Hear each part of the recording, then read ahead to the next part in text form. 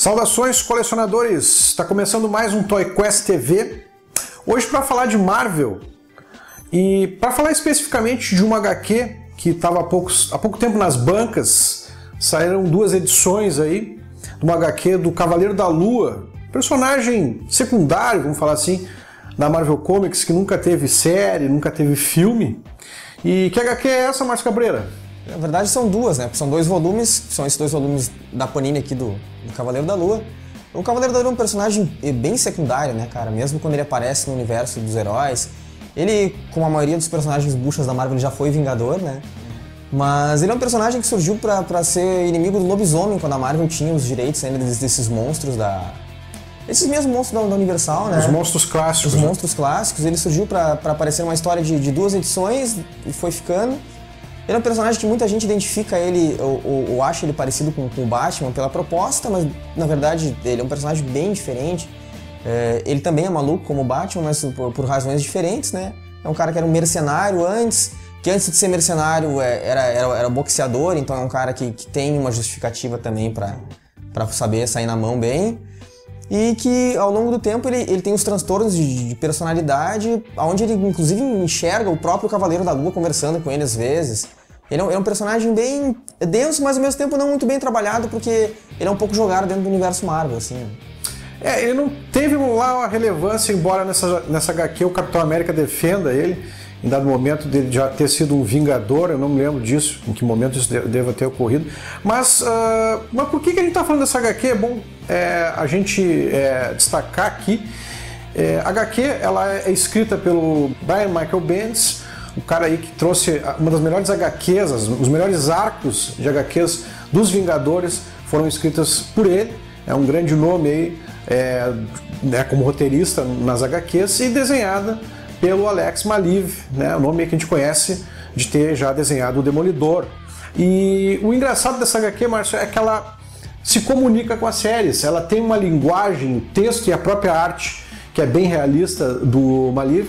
Ela te dá a impressão de tu estar assistindo uma série de TV. Então tem um link aí com o sucesso que a Marvel fez e está fazendo aí com o Demolidor, que ainda está no Netflix, está disponível, todo mundo já assistiu a essa altura, e as próximas séries da Marvel que vem aí. O Demolidor do Maleev e do Bendis já era bem pé no chão, né? A gente tinha, era uma trama quase de espionagem, bem diferente do que essa série da TV, mas se fosse um material que fosse adaptado, assim como esse Cavaleiro da Lua, ele seria tranquilamente, porque a gente não tem assim grandes superpoderes, nem grandes absurdos na série. Tem uma passagem do Demolidor na França, ali do Bendis e do Maleev, que é bem foda também, então é uma coisa bem recomendada. E vai ao encontro disso que a gente está vivendo agora da Marvel, que é pegar esses heróis, os Paladinos, ou os Marvel Knights, né? E levar para séries, levar para longe desse universo. Até porque já basta o Gavião Arqueiro lá sem poderes, né, cara, para lutar contra o Thanos, porque vamos combinar, né? A grande aposta da Marvel é com os heróis urbanos. A gente teve o sucesso aí do Demolidor, série que já está aclamada e que é certeza da série nova da Jessica Jones que vem aí, seguida do Luke Cage, Punho de Ferro. Quem sabe não aparece aí um Justiceiro e, por que não, o próprio Cavaleiro da Lua? Seria uma boa, né, cara? Esse universo da Marvel, mais para maiores de 18, por assim dizer, os caras conseguiram uma coisa muito legal no Demolidor, né? Eles conseguiram ficar próximo do personagem nos quadrinhos, fazer adaptações, principalmente das coisas do Frank Miller, que foi o que redefiniu o Demolidor, na verdade, né, no começo dos anos 80. E mais um pouco de uma saga desenhada pelo Romitinha, mas que também é escrita pelo Frank Miller. Então o uniforme preto do Audacioso e toda aquela fase ali mais do Matt criança, do Matt se desenvolvendo, do Stick, que é uma coisa que infelizmente a gente não tem no filme, né, cara? Ele ganha aqueles poderes e vira um super moleque assim de uma hora pra outra, né? E o Stick vai aparecer no filme da Elektra lá, bem caracterizado, mas completamente, né? Sim. Fora de contexto. Então, se a Marvel conseguir manter esse nível nas séries de televisão e pegar todos esses personagens que são secundários e que realmente não se encaixam nesse universo mais colorido, embora eles convivam, vai ser um grande acerto, cara. Vai ser o que a DC deveria estar fazendo e não tá. Bom, por falar em séries e por falar da Marvel tá investindo nessas produções, produção para TV, com Netflix, e tá acontecendo um fenômeno que já acontecia um tempo atrás, a gente pode até trazer à tona aqui a HQ do Iron Man, a Iron Extremes, que inclusive foi inspiração para o filme, né, para um dos filmes, que a HQ ela saiu na época que havia rumores de que o Tom Cruise faria o papel do Tony Stark. Não aconteceu, e no entanto a HQ saiu lá, vocês podem ver que o Tony Stark é o Tom Cruise, ou o Tom Cruise é o Tony Stark, enfim. Isso também aconteceu no Arco dos Vingadores, desenhado lá pelo Frank Cho. A HQ, para quem não lembra, é um arco que vem logo depois da queda, e a queda saiu há poucos dias, poucos meses, né? Pela Salvat, nessas edições encadernadas aí, e mostra o Steve Rogers, né? Já com a cara do Chris Evans, o que já estava preparando aí o público. Isso era bem antes já, né, cara? O Chris Evans, eu acho que nessa época aí recente tinha feito o segundo quarteto, né? Porque também existe essa liberdade, né? A gente tem o próprio Deodato aí, que usava o Tommy Lee Jones de referência para fazer o Norman Osborn, né, cara? O Deodato usou a si próprio, inclusive vou mostrar uma página para vocês verem, que é o próprio Deodato, né, como o mercenário, Deodato Safadinho. E é interessante, a gente vem conversando sempre sobre isso, essa questão de como o quadrinho como mídia geradora de conteúdo para depois terem os filmes e quando a gente era moleque ter os desenhos de televisão e toda a parafernália que vinha de arrasto com isso, a gente teve justamente esse arco do Adi Granov, que era o Iron Man Extremes, né, com ele desenhando o Tom Cruise, e foi justamente a armadura do Granov que eles escolheram para quando foram fazer do filme, né, de tão já pé no chão, né, dentro do que é possível para fazer o filme. A questão toda da movimentação, principalmente do torso, que eles falavam muito de como o Homem de Ferro ia se movimentar e que o Granov resolveu dividir como uma pulseira de relógio, assim, né, que daria a maleabilidade que o personagem precisava. Então, isso é uma coisa que normalmente partia dos quadrinhos para TV ou para o cinema, e agora a gente tem uma preocupação porque isso vai fazendo um caminho inverso também, né, cara? A gente já tem um Nick Fury negro no universo tradicional, a gente sabe que depois desse Secret Wars aí, esse novo Secret Wars da Marvel, a gente vai ter uma mescla do universo 616 com o universo Ultimate.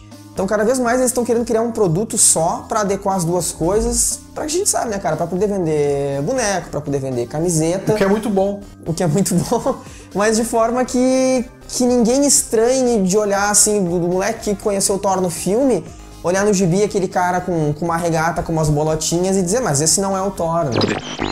Mas por falar em outras mídias, né, adaptarem e promoverem o seu personagem, o maior exemplo de que eu tenho lembrança é o Batman do Adam West, né, a série lá famosa dos anos 60, que eu lembro de ter conhecido, ou pelo menos o personagem caiu no meu gosto muito mais por conta da série. E nos anos 80 teve um momento aí também por parte da DC, que tu te lembra também, Marcos? Teve, cara, e o engraçado dessa história do Batman é que eu levava o Batman a sério naquela série. Eu não sabia que aquilo era uma tiração de sarro do personagem, e aquilo ali foi importantíssimo, porque alavancou o Batman. O Batman tava para ser cancelado, né, a revista em quadrinhos. Então, de qualquer forma, ele popularizou o personagem, e é isso também que as empresas querem, que o personagem esteja sempre em evidência. A gente teve final dos anos 70, começo dos anos 80, quando teve o primeiro grande filme de super-heróis, que foi o Superman com Christopher Reeve, a gente teve essas mudanças também. Eles passaram a utilizar o Superman do Reeve e do Donner, né, no caso, e trazer isso mais próximo para os quadrinhos. Eu sei, inclusive, de pessoas que pararam de acompanhar o Superman nessa época, ou o Super-Homem, né, como a gente dizia. Super-Homem. Eles pararam de acompanhar o Super-Homem nessa época porque estava se aproximando muito do filme e se distanciando do que se sabia nos quadrinhos. Depois a gente tem toda aquela questão pré-crise também, reformulação do John Byrne. Os personagens vão mudando, né? Mas a gente vai ficando velho e vai ficando chato, na verdade. Menos eu. Bom, mas a gente está aqui também para falar de figura, e principalmente de figura. E falando ainda em Marvel, eu fiz 2 aquisições recentemente. Duas que tu contou pra esposa, né? O resto fica... mas que isso fique entre nós, quer dizer, bom, as paredes têm ouvidos.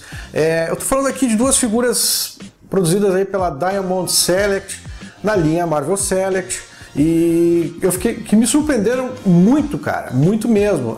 Bato na minha boca aqui, porque eu falava mal da Diamond Select, que também é assim, vamos ser sinceros, ela cometeu muitos deslizes nos últimos tempos com figuras, e especialmente nessa linha de Marvel Select, mas ela tem acertado muito, e esses dois acertos que eu estou falando aqui são as figuras do Thor e do Gavião Arqueiro, duas figuras com venda exclusiva pela loja da Disney, né?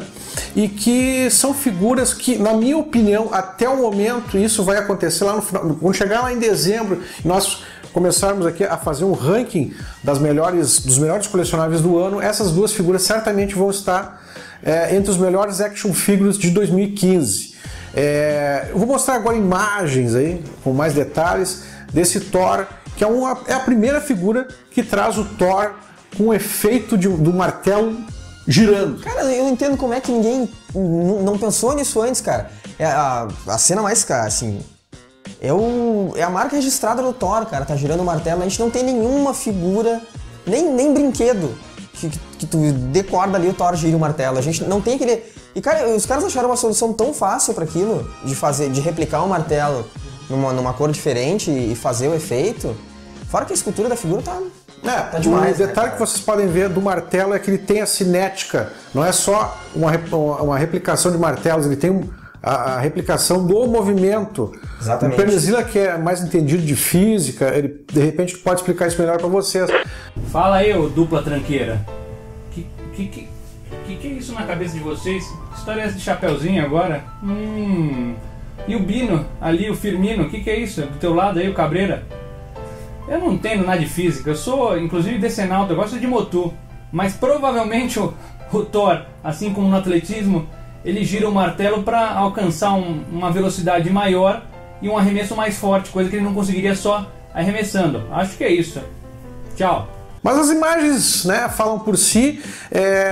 O Márcio falou de figura, tem uma estátua da Sideshow que reproduz esse movimento, mas essa figura, meus amigos, para quem gosta de boneco, de pose, não há coisa melhor.